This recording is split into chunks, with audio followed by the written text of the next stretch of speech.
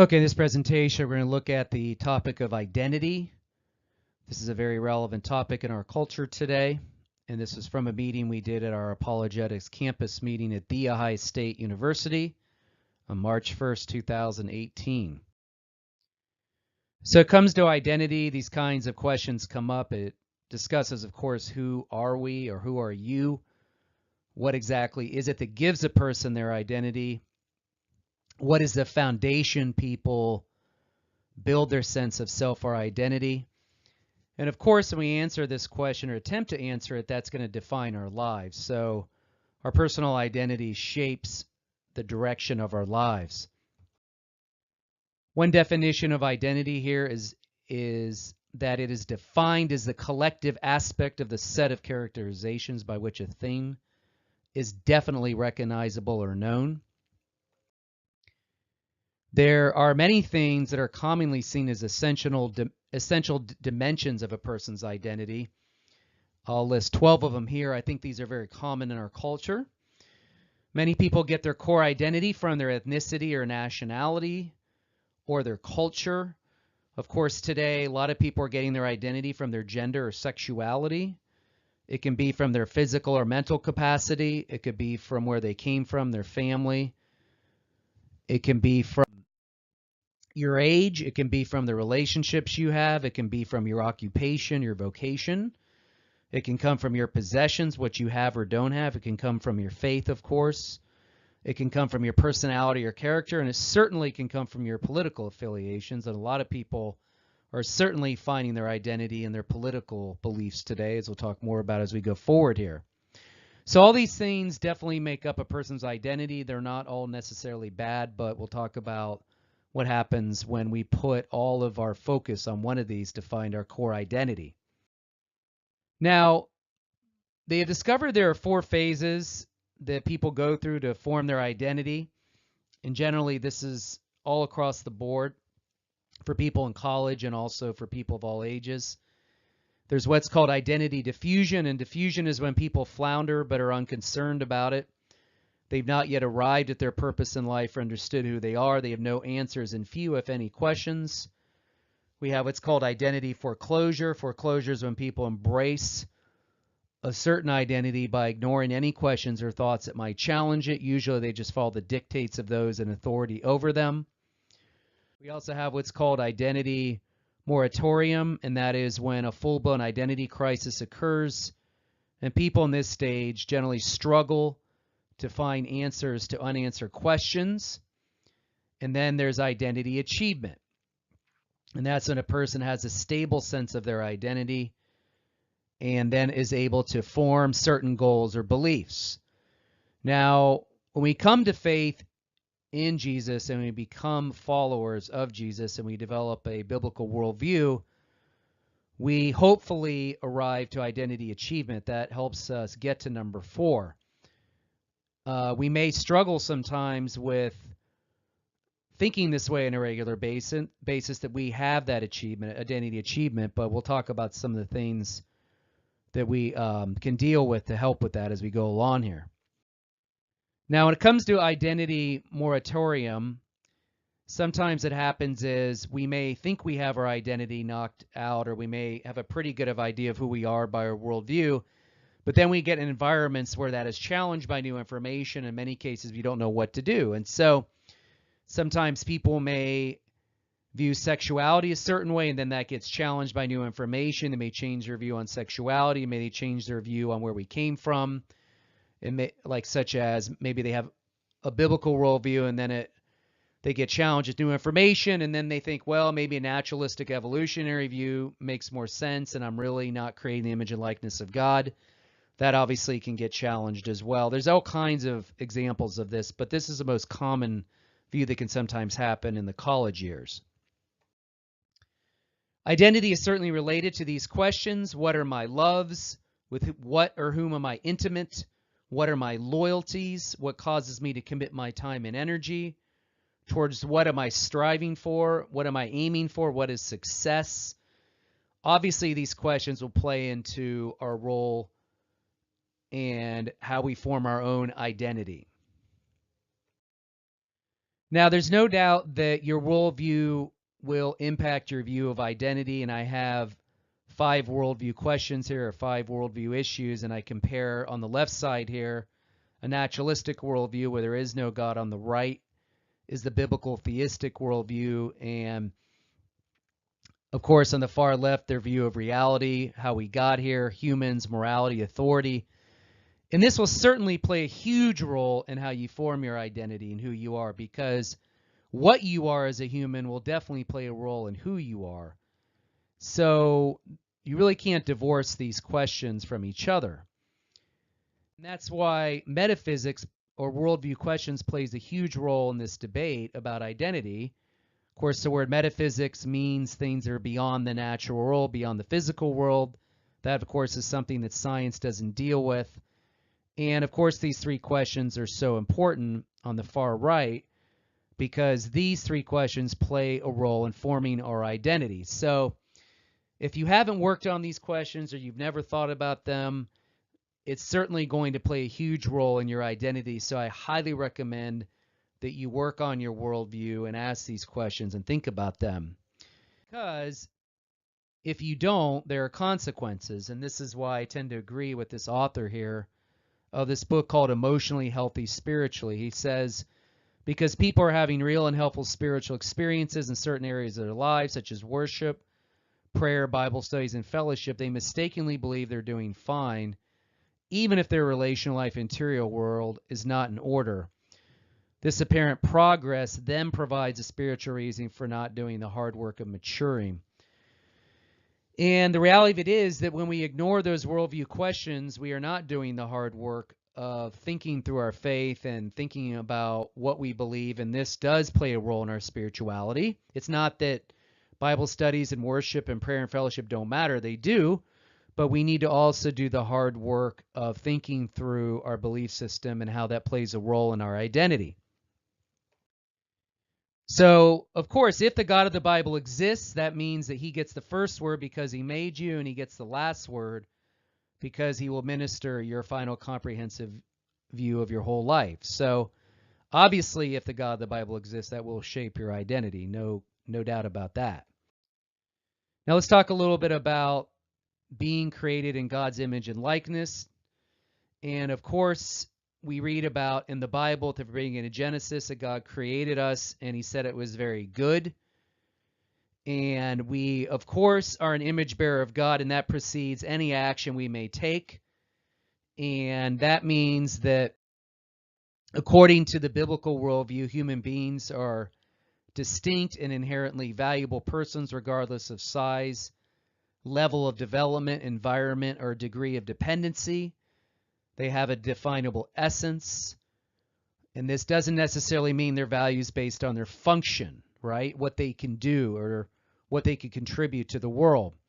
Because in the biblical worldview, a human person is an entity who has a natural, inherent capacity to give rise to human functions, whether or not those functions are ever attained. So there's no doubt that many of us will find our core identity in what we do, our function, but that isn't necessarily what it means to be created in God's image and likeness. What we do may define who we are, but sometimes we cannot carry out those functions, and we'll talk about what happens when they're challenged here. So we have an essence or a nature, and we have intrinsic value, and that is the number one reason why we have value and why we're created in God's image and likeness, our intrinsic value. So let's talk about some of the issues about core identity here. So there's no doubt that people define their identity. They find their core identity in what others think of them on the far top corner here. That obviously is external. It can't be controlled.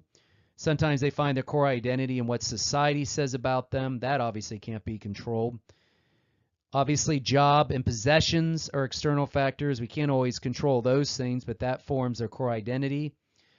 And then on the far right bottom corner, of course, some people find their core identity in what their family thinks about them. That's obviously an external factor as well. We can't totally control that. And then, of course, we also try to find our core identity in, sometimes we might find in the afflictions we have. We may be suffering from a disability or a disease, or we may have a divorce or something. Certain sins may define us. We may have an addiction. We may find our identity in the schools we went to, our degrees, how many degrees we have, where we went to school, or our own personal history. Obviously, all these things play a role in a person's identity, but there's challenges to each and every one of them, of course. And these are some of the most common ones as well. Most likely today, many people are finding their core identity in political views. They have an attachment to a political party. We certainly can't control a lot of what goes on in politics. Obviously, ethnicity is a huge issue today. Ethnicity is something certainly God values in the Bible. God created people of different ethnicities, but when love of one's people becomes an absolute, obviously it turns into causes racism and racial conflict. When it comes to sexuality, obviously that can't be a person's core identity because it doesn't deliver a sense of intimacy and acceptance. People think it does, but they end up finding it cannot meet all the needs that you have. It only plays a small role in your life. And then it comes to culture, of course. Culture is important, but you really can't put your whole identity in a culture, because if we were to do that with Western culture, we would end up having radical individualism, and that makes an idol out of the individual. Other cultures have their own identity as well. So these things are all in the culture around us. These are what people go to find their core identity, but obviously they have challenges and they have limitations. Now, obviously, identity politics is huge today. This guy, Mark Lill, has written a book about this. He says our politics has become a primary form in which we seek meaning. We go to politics to express our identity and have our identity affirmed. And the question becomes, why do people find their identity in politics? Perhaps they need a purpose. Perhaps they need something to do. They need something to focus on. And maybe they just think that politics can fix all the problems of the country. And that's why when it doesn't happen, they get so upset because they're asking politics to do something it can't do. Number 4, when the love of equality, of course, turns into a supreme thing, it can result in hatred and violence towards anyone who's led a privileged life. And we know that many people take political positions because they think they're going to help humans and help bring equality, but of course we know that can become a supreme thing, and that leads to problems as well. Of course, we come to people like Kirsten Powers, who was once an atheist, and she's been a huge proponent of the Democratic Party. She talks about her conversion from atheism to Christianity that altered her life. She admitted that democratic politics had been her religion to a certain extent.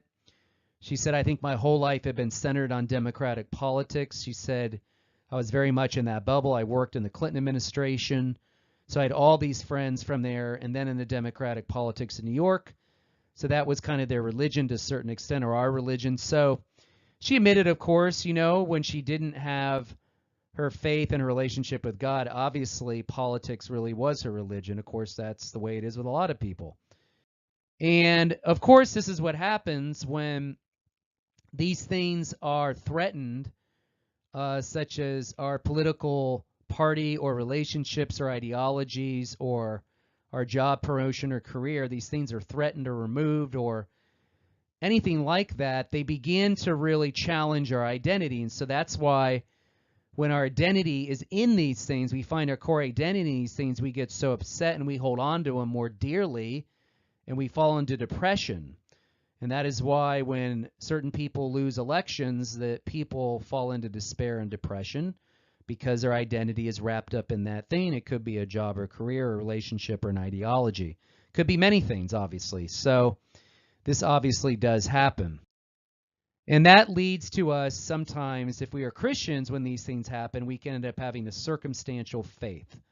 And that means when these things are threatened or removed, or when these things are not threatened or removed, God is good. But of course, when they are threatened or removed, God stinks.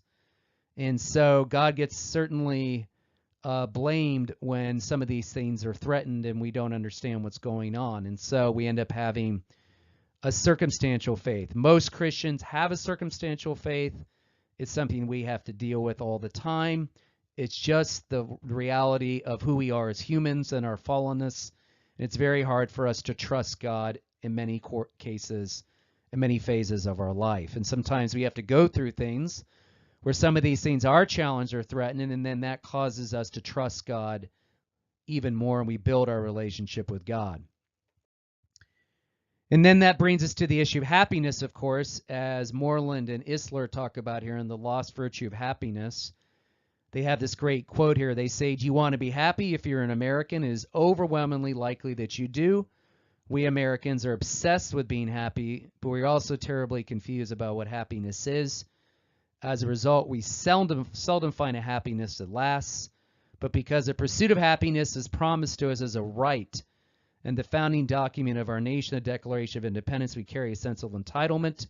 We think we deserve happiness." And this leads us to the two different kinds of views of happiness. We have the contemporary view of happiness and the classical view of happiness.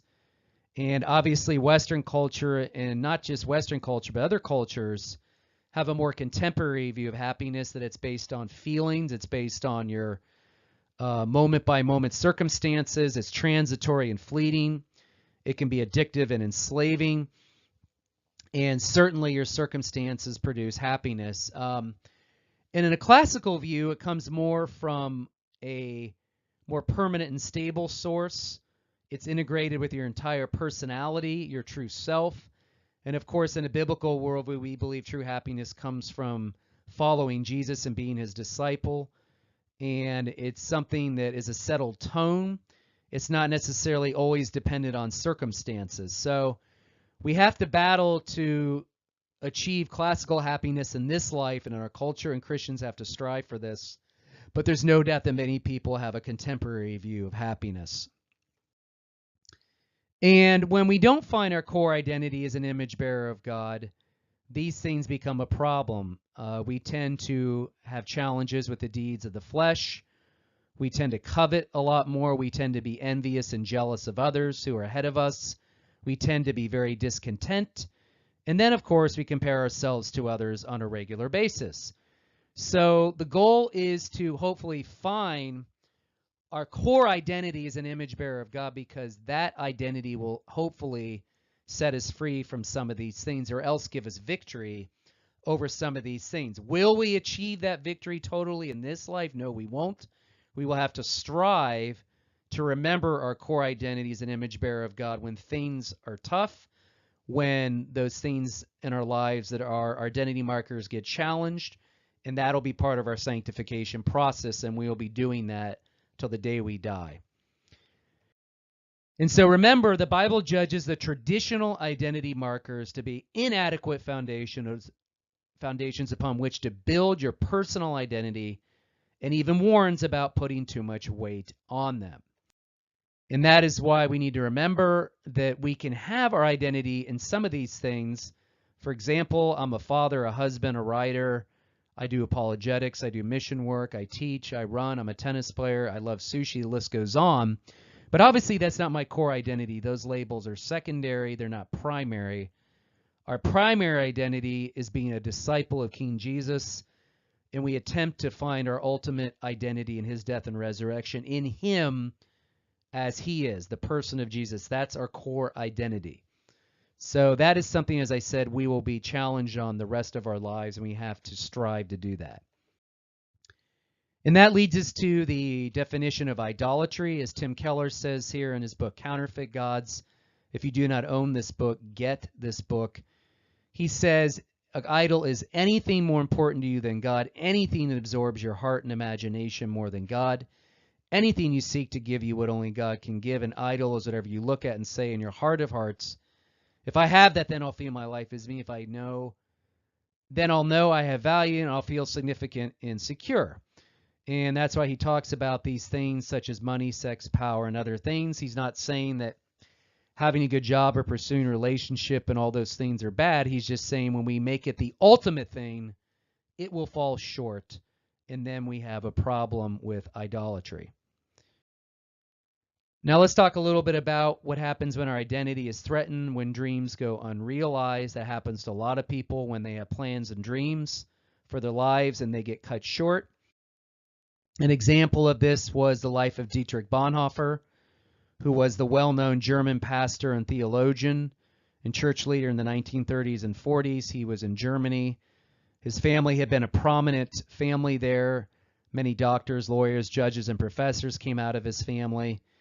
And then in 1942, he fell in love with Marion von Wedemeyer.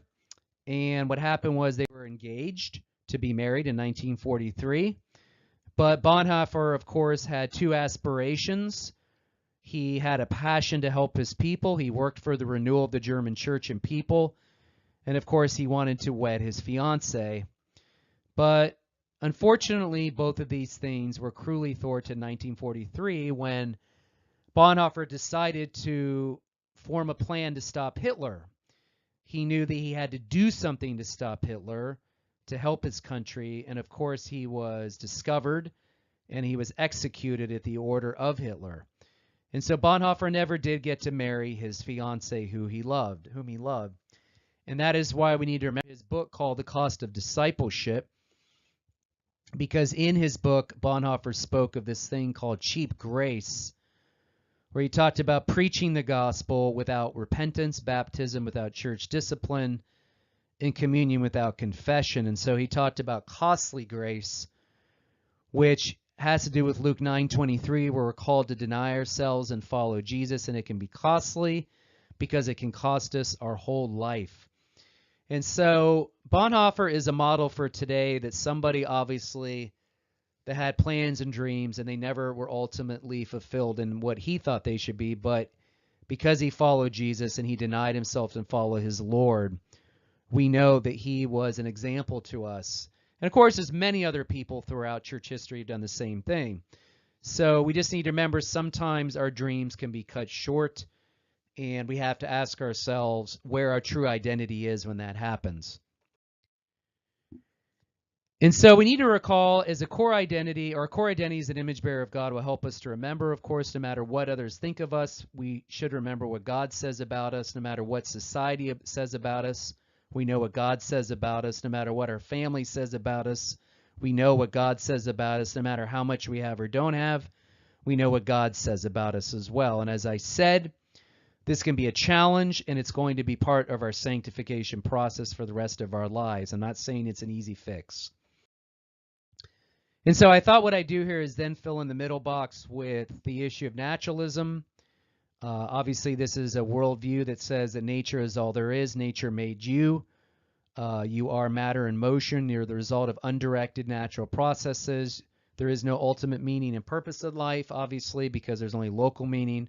And of course, there's no afterlife at all. So you can fill in the blank about how people with this worldview would find their identity. Obviously, it's probably going to be in their job, career, helping others, or some sort of maybe political view or something. They can do that, but obviously then it boils down to whether their worldview can really ground any of those things. If they're going to help people, why are people valuable? If they have a moral obligation to help people, where those obligations come from? If they think the world should be a better place, how do they define what better is? What kind of standard do they go by? There's all kinds of issues that are tied in with identity that they would have to answer to form a coherent worldview and what their identity is in. Now, obviously, as I said, when we strive to find our identity as image bearer of God, we can be set free from always comparing ourselves to others. And if our first goal is to please the Lord, we only need to meet his expectations for our lives. Hopefully, it will help us not to covet other people's success, what they have, their status, their skill level, intelligence, popularity, and social status. But this is a good question. Why can't I find contentment and satisfaction as an image bearer of God? Why are so many of God's people discontent? Well, I think there's four things here we could look at. First of all, it can come from just not knowing God that well. We don't really know God. Or we may have a distorted view of God. Or we may have nagging doubts that won't allow us to have confidence that God is real. That has to do with apologetics. Apologetics can help that issue, emotional, factual doubt, things like that. Or perhaps we think we're entitled to things by God and we're not getting those things. Therefore, we're not really finding any satisfaction in God because we don't think God's good. So that can be an issue as well. All four things here can certainly lead to discontentment and not finding satisfaction in God. Or perhaps we just don't think God is that interesting. We really just don't want to put the time in to know God and what he's like. And we simply don't have time to read a book like J.I. Packer's classic book, Knowing God, or John Piper's book, Desiring God. Certainly any of these books, or there's more of John Piper's books on his website. You can download them. They're very similar, have a similar theme about finding satisfaction and contentment in God. So, sometimes we have to put in the time to really get to know God, and then we will find satisfaction in him. It's not just from experiencing him in a 2-hour service on a Sunday. We have to put time in to see what God is like. Another way of looking at it is the fact that we are known by God. We need to remember that it's not just knowing God, but we're known by God. And that is why a book like this is so good, called Known by God, A Biblical Theology of Personal Identity. And this book is built on the observation that humans are inherently social beings. We know who we are in relation to others and by being known by them. If one of the universal desires of the self is to be known by others, being known by God as his children meets our deepest and lifelong need for recognition and gives us a secure identity. And the author here, Brian Rosner, argues that rather than knowing ourselves, being known by God is a key to personal identity. And he goes through all the scriptures in the Bible that talk about how God knows his people. He talks about Israel's history. He talks about individuals. He talks about nations. And of course, he talks about Jesus. And so this book is very helpful, that we remember when we're known by God, that will help form our personal identity.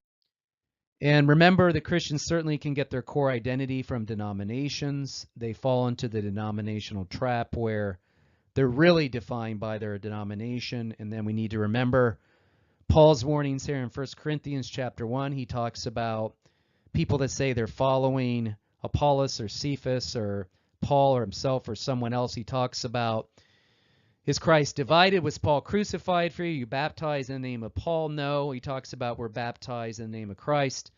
And so this plays a huge role sometimes in Christian identity when we get a little bit too wrapped up in our denominational identity.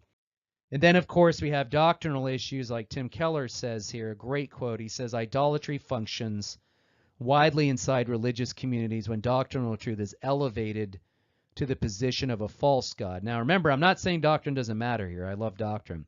But Keller goes on to say here, this occurs when people rely on the rightness of their doctrine for their standing with God rather than on God himself and his grace. And this happens a lot. We tend to, only associate with people who agree with our doctrinal positions. We scorn those who disagree with us, whether it be young earth creationism, old earth creationism, Calvinism, Arminianism, spiritual gifts today, or cessationists, or all kinds of issues within the body of Messiah. And we end up judging each other over them. It's not that doctrine doesn't matter, but sometimes these positions do become a bit idolatrous. So that's something that can happen as well. And remember, finally, when we find our core identity as image bearers of God, we no longer fear the future. Because if we really find our identity in God, we know that we ultimately have nothing to fear, because God obviously is our foundation. He is our core identity, and Jesus is our core identity as we're identified in Jesus. And this is why people have been able to do amazing things for the kingdom of God throughout the centuries, and they have remembered this. So I conclude by saying that this is not a quick fix. These are some reminders and things we need to remember. We need to recall our core identities being image bearers of God, that we're identified in Jesus on a daily basis. This is something we'll have to work on for the rest of our lives, because sanctification is an ongoing process. So I don't want you to just go read a book on identity and then just assume it's settled. It's something we will have to strive to do the rest of our lives as disciples of Jesus. Have a great day.